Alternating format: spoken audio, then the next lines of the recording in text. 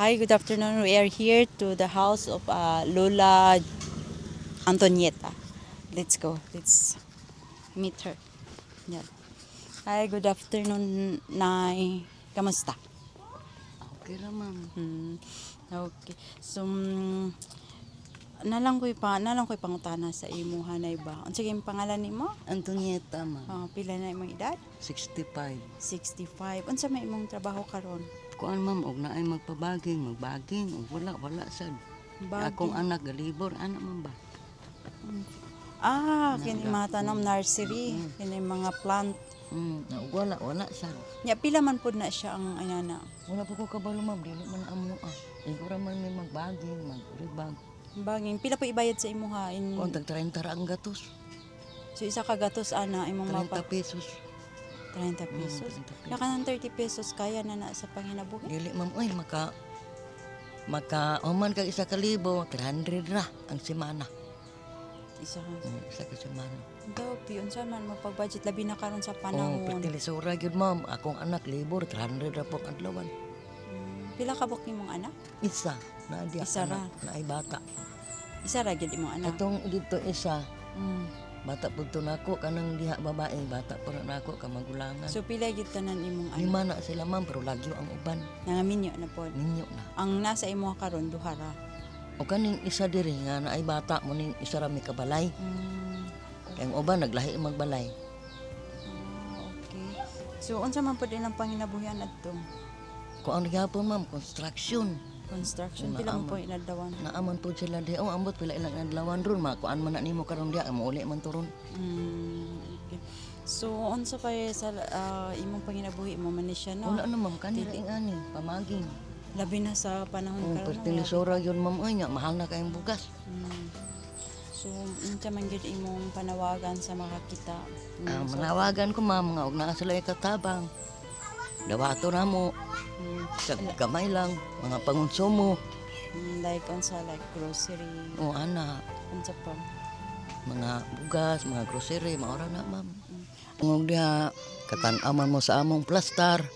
Sa pangonsumo lang pang grocery, gamay kwarta, maura na. Sige, hinaut mo tang mata. Naot pa nga makatabangan mi. Sige. Maghugas ka plato dire. Dadto sa tabay ma'am.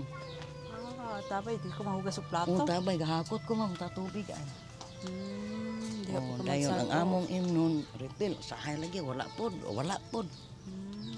Kini mo ni Sa tabay man ni ma'am, Tabay amo na siya ni panghugas na. ilong-ag o pang ilong-ag, pag init tubig, panghugas. Okay. So kung matulog ka, asa man po dapit? Dito sa pikas kwarto. Pwede ta mo tanaw. Tanaw ta dito. Ako sang abrihan diri dito rat mo tuyo Sige. Okay.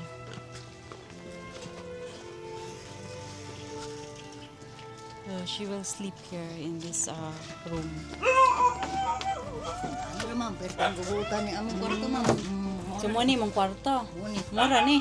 Oh, maura. Mani mahigdaan eh. Na among mga singina daral pambutang. Diri ra ikaw ra pud isa diri may higa. Ito akong bata nga bae. Kamu duha. Dili bahadlok. Di bahadlok matulog. Dili. Labi kung mag-ulan, di mabasa. Dili na siya mabasa ma'am, pero kana ato po nga guba na nagatulo na Tulog siya. siya. Kinalan po ni mo kuan sa Gani. sino. Napadiri mo sulod pang ulan, no amang kwarta iparipir.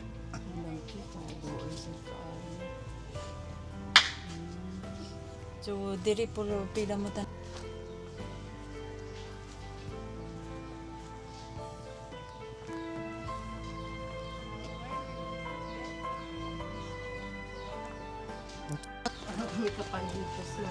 Pero okay na to, ma'am.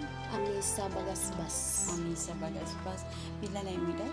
28, 28 years old. Pila na yung anak? upat, Upat na mga anak. Asa anak kay bana? naa. Asa man sa siya? Nagkargag kahoy. Unsa yung trabaho? Kanang gakarga sila kahoy. Mura. Kanang mga ginabas bitaw. Dito sa kanang asa man balibit. Dangkagan sila kan. Nang kagan. Pila man ka ng adlaw ko. Usay kay 400. 400 ang adlaw. Nya ikaw, full housewife Bakit ko man. diri pala? Katunan lang sa mga bata. Tsaka ng 400, everyday na siya. Pag dili po dingon kada adlaw lang sweldo kay pakyawan man usay di sila kapuno pagkaugma pa. Mm. So, sa isa ka semana, pila ra kita? Usay kay 1.5 ra Makaya na sa upat ka anak. budgeton. Budget. Labi na karon sa lisod sa kalisod sa Mahal panang. pag kin tubil, kuan pag tubil. Sa 1.5. Mo ba? Mm. Ay, sa imong ba na ang sakyanan? Or, Naman may motor nga ino. okay. So, 400, for example, ang 400 ko, ang pa sa tubil, pila na lang mabilin? Trinaras 300. 300 na lang mabilin. Yung upat ka bata. Mm. Na guys, eskwela.